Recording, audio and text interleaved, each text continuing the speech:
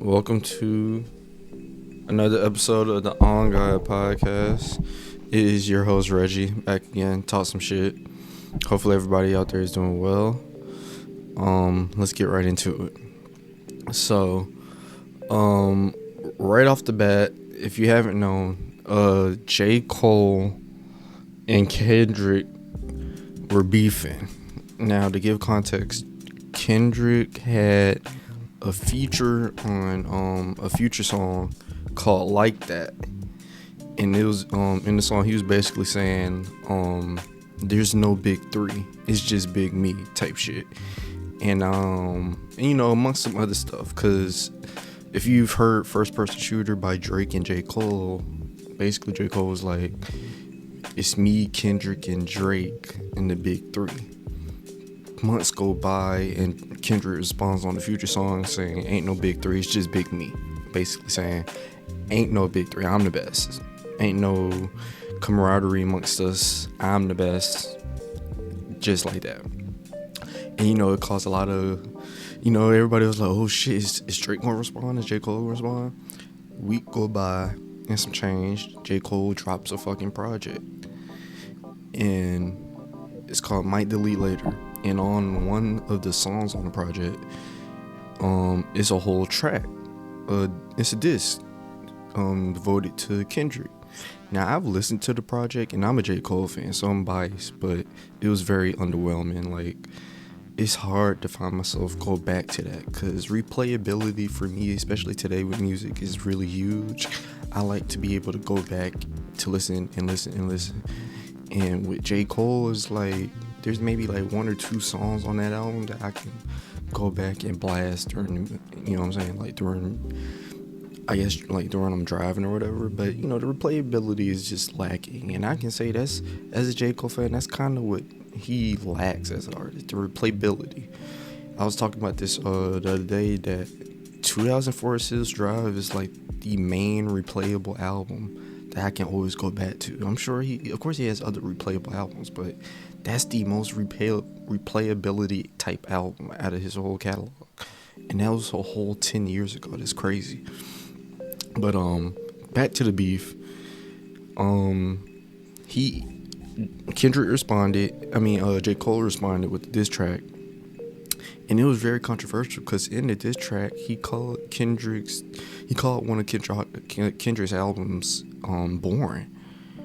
And he was like, it was some other stuff that just didn't sit right. Like, he was like, nobody would discuss you if we didn't diss them or whatever.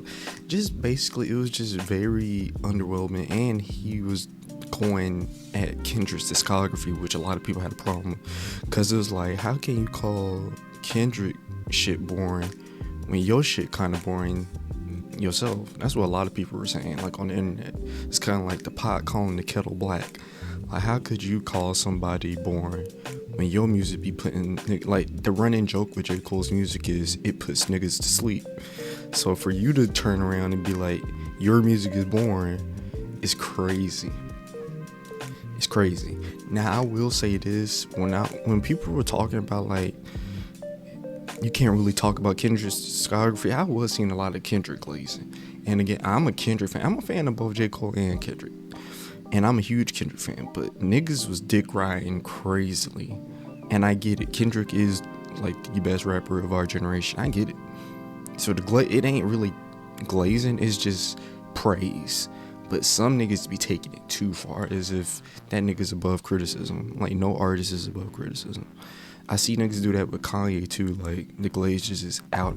I love Kanye, but that nigga is not above criticism. But to stay on topic, Kendrick has one of the better discographies. For J. Cole to talk shit about To Pimp a Butterfly and call it boring is crazy. Because he hasn't had like a classic album since 2004 Seals Drive. And again, I'm a fan, I can say that. And it sucks to say that, because almost every project he dropped since 2004 Seals Drive is just underwhelming. The one I like the most out of everything would be For Your Eyes Only. And that was like a jazzy type ass album. But KOD was alright. The Off Season alright. It was just alright projects. Nothing groundbreaking. And It's like, okay, J. Cole, like, you're a groundbreaking artist. At least I thought you were. Where are these classics? And then the nigga on the disc said, J. Cole said, I got 2 classics in the tuck. I could drop it anytime. Nigga, why are you holding on to them? We were supposed to get these classics since 2018. Why are you holding on to quote unquote classics? Nigga, drop them shits, cause you're not looking good right now. And there's another thing. Can J. Cole even consider himself? Let's stay on topic. So J. Cole responded, right, and the diss was mid.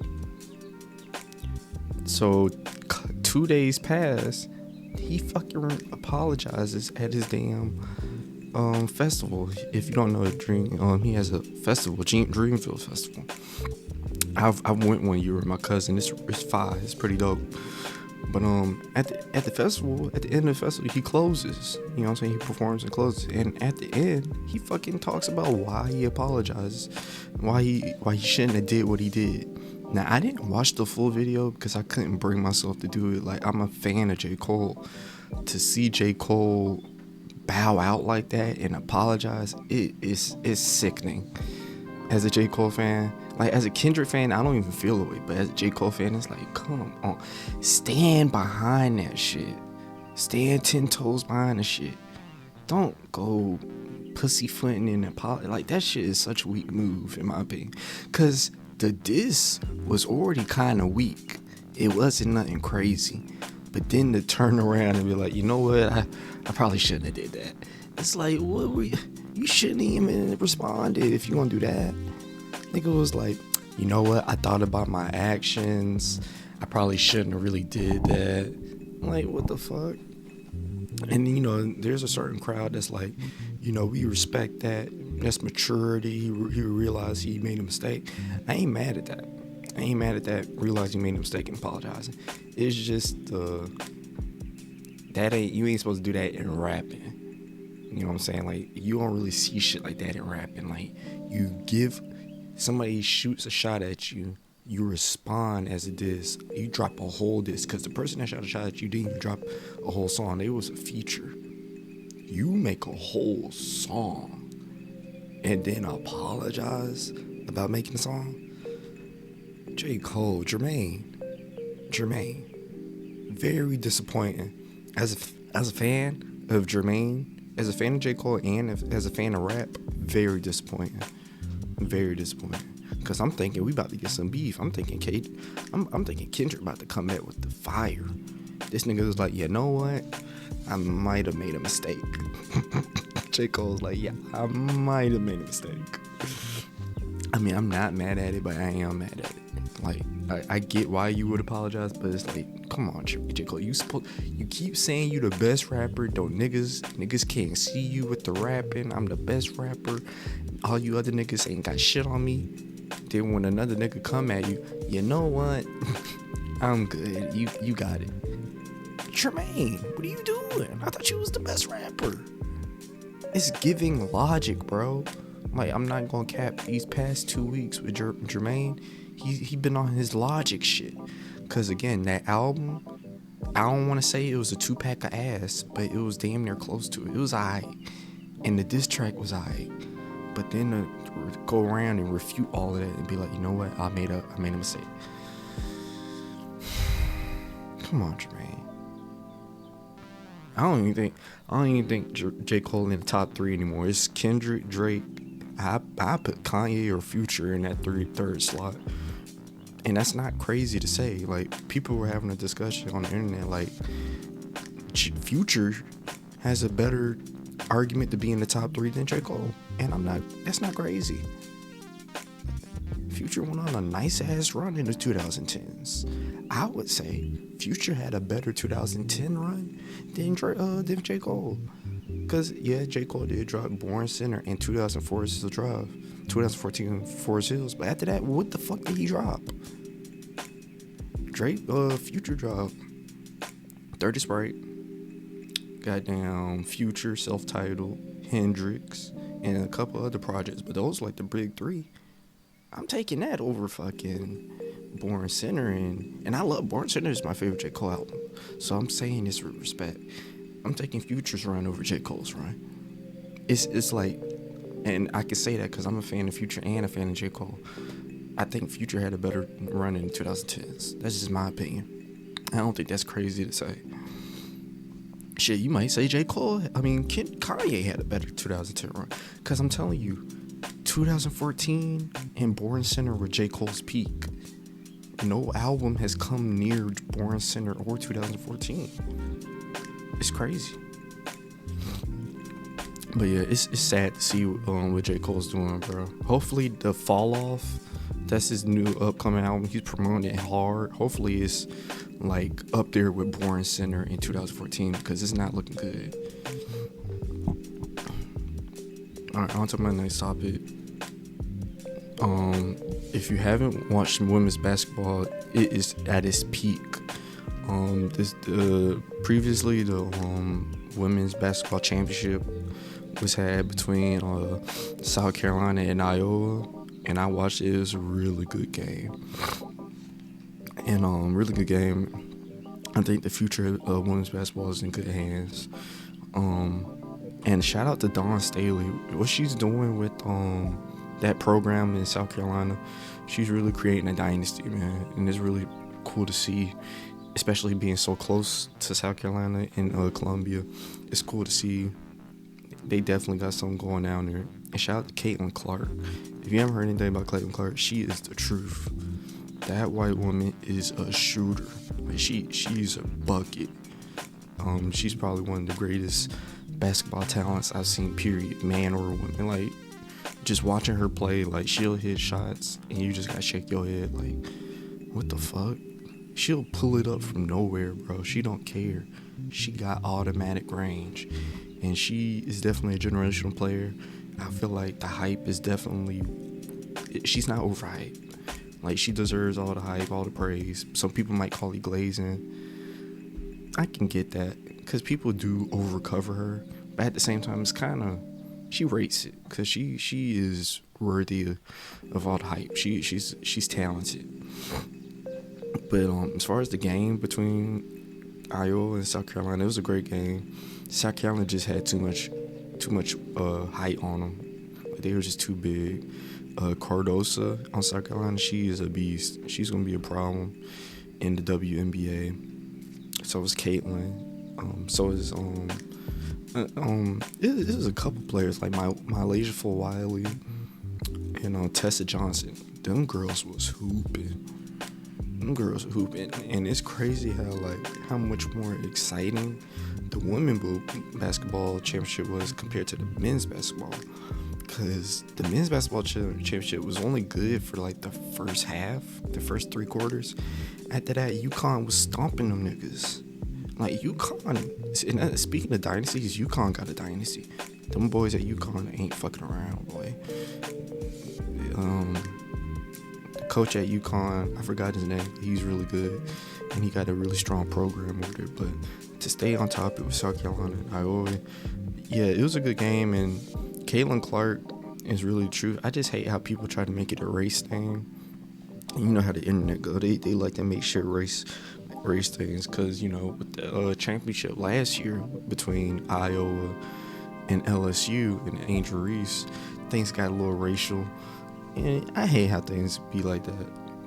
It's never that deep. You know what I'm saying? And, you know, with South Carolina winning the championship this year, it's just like a lack of coverage. People ain't talking about it.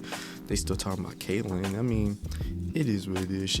It's Caitlin Clark. But I just hate how people try to make it a race thing out of everything. Like, it's never that deep.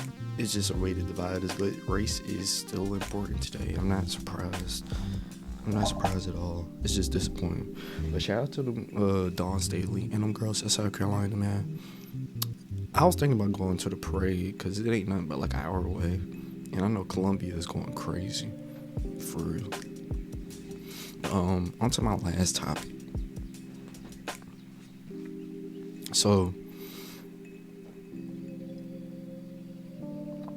it's what I've been seeing a lot on the internet is talks about like why it's a growing epidemic of people having kids out of wedlock. And I was just thinking about like why is we doing like why do I see that a lot? Like why do we see so many baby mamas and baby daddies and shit, right? Well, I just realized it's just easier to have sex than it is to get married. Like when you meet somebody the attraction is there, especially like sexual attraction, it's easy to agree to have raw sex compared to agreeing to give your life to someone. Like, cause you gotta ask yourself, to get somebody to why is it so hard to marry? You gotta literally get another person to agree to give their life to you, to spend the rest of their life with you. That ain't easy, cause one, you gotta find a person. That's hard. That's to find somebody that you trust enough to give your life to. That's hard. People are spending their whole life trying to find that special person. People in their 30s, 40s, 50s. It's hard. So you gotta find a person.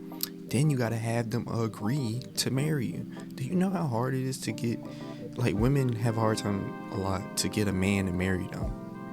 And I say this all the time. When a man wants to marry you, it's known. He will let it be known.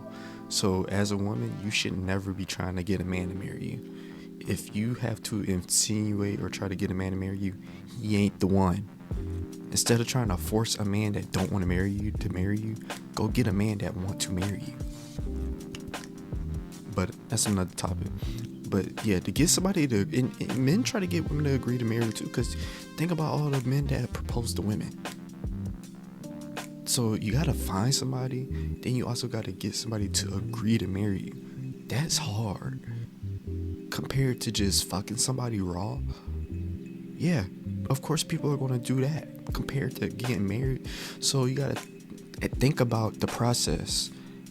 Getting married, having unprotected sex. One is super, super easier than the other people. That's why so many people are having baby mamas and baby daddies, children out of wedlock, different baby mamas with different kids, different baby daddies. I mean, it's easy to have unprotected sex compared to getting married. Getting married is very difficult. And not only that, it's not for everybody. Because let's be honest, when you go back to like the basics of marriage, it's supposed to be like a combination of families, a combination of finances, resources.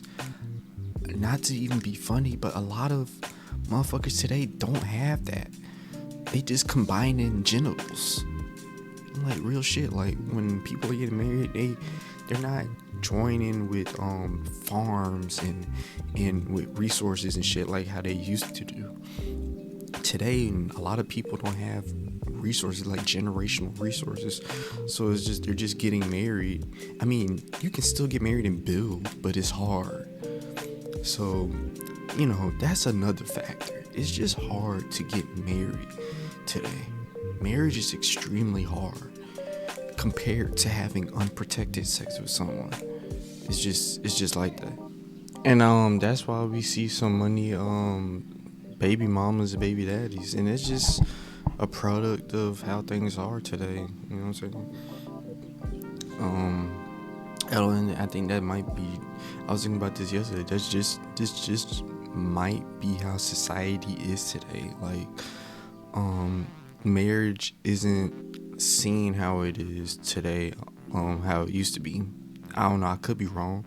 Like, of course, there is a crowd of people that still want to get married. It's not like marriage is this lost art. It's just people are going around about it differently now. Like, for example, you might end up marrying a man or a woman that got 1 or 2 kids. Like, people are just having kids, bro. Like, for example, for me, dating, I already know most of the women my age, they're gonna have a kid. They're gonna have a kid or 2. I'm not gonna like hold that against them. It just is what it is, bro. I mean, it ain't like all women got a kid, but it's just like a good amount of the women in my age and like older, they gonna have a kid. It is what it is. You just gotta charge it to the game. But everybody, like everybody's having kids because it's just so easy to have kids. And I say this all the time. I wish it wasn't so easy to have kids, because the amount of dumbasses that come together and just have unprotected sex and then bring life into this world, because the children suffer the most. When you can always tell when two niggas was supposed to be fucking and nothing else, but they just so happen to have kids. It's like, you ain't even supposed to be in the possession of children. But the fact that you got somebody to have sex with you unprotected, now y'all brought a child into this world and they gonna suffer because they have two dumbass parents, because y'all want to have sex wrong. And that's the reality of a lot of people today. Just a lot of dumbasses fucking raw. And we need to put birth control on the streets as if it's Skittles, honestly. We need to come out with some male birth control. We need something, because we just having way too many dumbass people having kids, and it's, again, the children are gonna suffer the most. I'm not even trying to insult people for having kids. If you want to have kids, have kids. People are going to have kids. People are going to have sex.